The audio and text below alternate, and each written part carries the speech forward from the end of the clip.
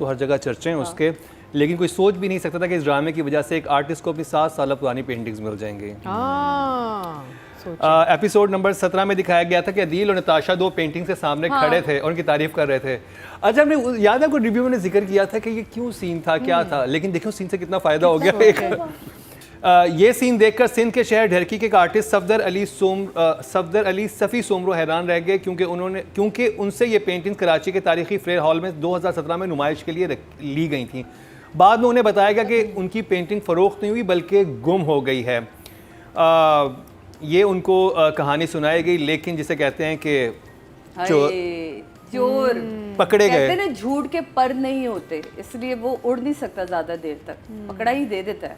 और देखिए हमारे इंटीरियर्स में इतने ज़बरदस्त आर्टिस्ट हैं, उनको आपको इनकरेज करना चाहिए, ना कि उनका काम आप कराची में डिस्प्ले करने के बाद आप घुमा दें। कि एक आर्टिस्ट को क्या फील हुआ होगा, और उसके बाद एक ड्रामे के सीन देख रहे हैं, उसमें आपको अपनी पेंटिंग नज़र आ रही है और उसी फ्रेयर हॉल में नज़र आ रही हैं। और एक बात मैं ऐड करना चाहूँगा कि देखें, ये जो अभी मैंने देखा कि सोशल मीडिया पे ना उस ड्रामे को लेके बहुत ज़्यादा शिकायत लोगों ने करना शुरू कर दी, यानी people started going against the drama and the production house. I don't think it's their fault, उनका तो कोई फॉल्ट ही नहीं है, उनकी तो वजह से ये चीज़ सामने आ गई। तो मुझे लगता है कि इस बात को हमारी ऑडियंस को जो है ना वो बिल्कुल मतलब ये इल्ज़ाम जो है ना वो प्रोडक्शन हाउस पे नहीं लगना चाहिए। आपको प्रोडक्शन हाउस को अप्रिशिएट करना चाहिए कि उन्होंने एक तो लोकेशन एक डिफरेंट की, ड्राइंग रूम से हमारे नॉर्मल ड्रामे निकल के किसी एक जगह पे ले गए। कई ऐसी जगह भी कराची में आर्ट गैलरी, वहाँ पे जाया भी करें, बहुत खूबसूरत आर्ट वहाँ पे होता है। सिर्फ नताशा और अदील ना जाएं, बाकी लोग भी जाएं। एक और भी बहुत अच्छा पॉइंट है इसमें, वो ये है कि अब लोग ये चीज़ें कर नहीं सकते। हाँ। आप यू कांट कॉपीराइट इशू आ जाता है इसमें किसी के आर्टिस्टिक क्रिएटिविटी के एक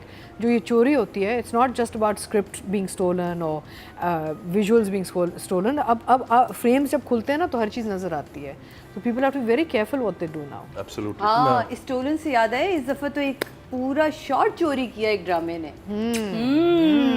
एक ड्रामे ने पूरा शॉट, एक ड्रामे ने पूरी कहानी चोरी कर ली। कहानी नहीं, वो तो इसलिए क्योंकि वो आपको कोयला मूवी का नहीं पता? हाँ, नहीं, वो तो एक पूरी मतलब चीज़ ही ऐसी है ना कि जब हमने टाइटल देखा था और प्रोमोस आए थे तो मैंने उसको बड़ा सराहा था, कभी मैं कभी तुम में, जब वो यूं करके उसके शैडो से खेल रही होती है, एग्जैक्ट ही चीज़ कॉपी कर ली। तो मुझे काशिफ निसार पे बड़ा हैरानगी हुई कि ये तो बहुत बड़े डायरेक्टर हैं, इसको कॉपी करने में बड़ा वो होता है, या तो वो पहले बनाई या वो उनको पसंद आया तो आप कहेंगे जी मुझे चीज़ अच्छी लगी मुझे। यानी आप ये कह रही हैं कभी मैं कभी तुम का एक शॉट और मन जोगी का एक शॉट। हाँ, आपने देखा ना जहाँ वो उसके शेडो को यूं करके यूं प्रोमो में चला है, एग्जैक्ट वो सो रहा होता है अब जो हमारा हीरो है बिलाल अब्बास, और वो लेटी हुई उसको यूं करके यूं देख रही होती है, और दोनों एक ही सिचुएशन से गुजर रहे हैं। हो सकता है जिस सिचुएशन से गुजर रहे हैं उसमें आप शैडो को सही है भाई। याद है इंडियन मूवीज में वो 2 फूल टकराते थे, बस ये पाकिस्तान में शैडोज होंगे। अब जब आपको कोई यूं करता नजर आ जाए आप समझ जाए, बस समझ जाए। बस देखें पहले भी 70s 80s की मूवीज में यही होता था कि बस हीरो हीरोइन करीब आए, अब उनकी शक्लें तो दिखा नहीं सकते थे तो बस फूल टकरा देते थे। तो ये तो फिर कबूतर उड़ जाते थे, कबूतर उड़ जाते थे ना। हाँ, तो अजीब सिंबॉलिक चीज़ें होती थी, लेकिन फिर भी हम ज़्यादा ड्रामेटिक है ना, हमने कुछ शैडो पे यूं बस समझ जाएं। तो जो हमने अभी पूछा, मैंने शो स्टार्ट करने से पहले कौन सा फेवरेट ड्रामा है, तो जी इन्होंने कहा कभी मैं कभी तुम, तो उसी का रिव्यू शुरू करते हैं। सादिया जी, आपसे कैसी लगी आपको ये एपिसोड्स?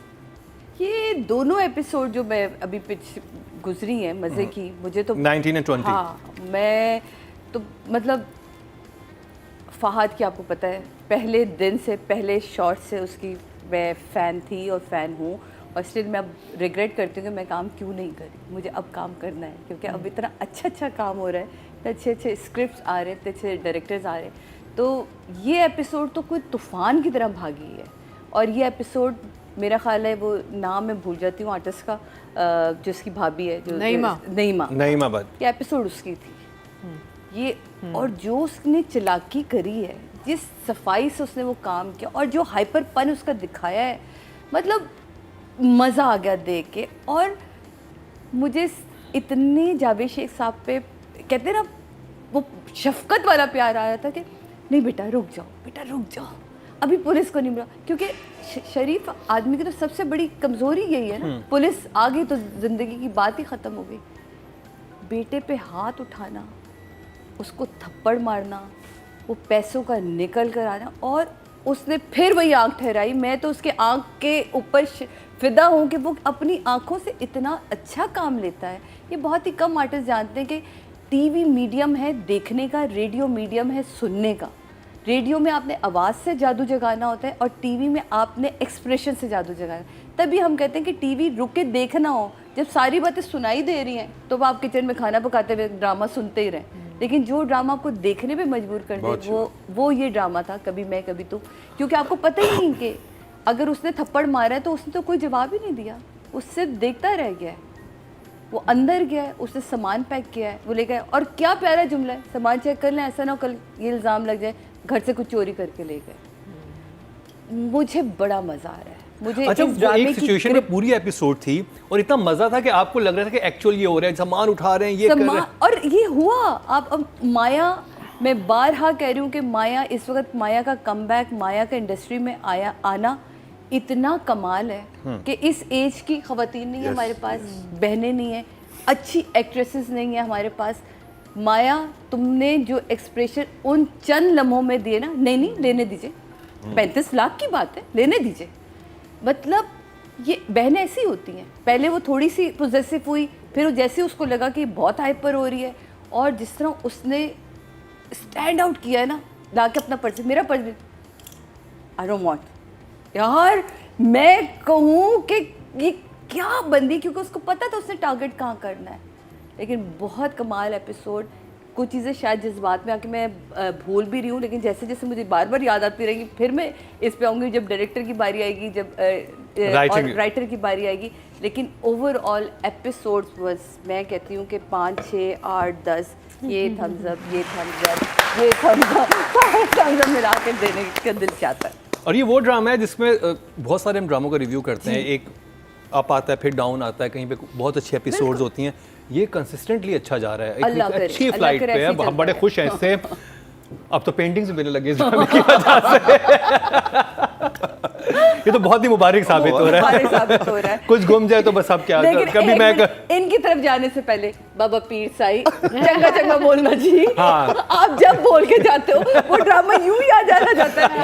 इस ड्रामे के बारे में वो सब में ड्रामा ऑलरेडी जाने वाला होता है, मैं पहले इशारा कर देता हूँ जाने वाला। तो पीर साहब इस दफा ये ड्रामा तो ठीक जा रहा है, ये ड्रामा तो टॉप पर है, उसकी वजह देखिए।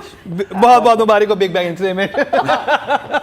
अच्छा, इसमें फहाद भी, और यानी हम इसका हानिया का तो जिक्र करते ही हैं, बुशरा आपा का जो एक वो मिक्स्ड एक फीलिंग में वो बीच में फंसी हुई है, and she wants to support the other side of the story, कि वो किसी तरह अदील वाली बात रह जाए वो बात। और वो मुझे लगा कि वो भी ना कभी कभी होता ही है कि आप मेन लीड्स पे से निकलते हो, और जो साइड के सपोर्टिंग कैरेक्टर्स होते हैं वो कभी ना कभी आपको बोर करना शुरू कर देते हैं। अच्छा यार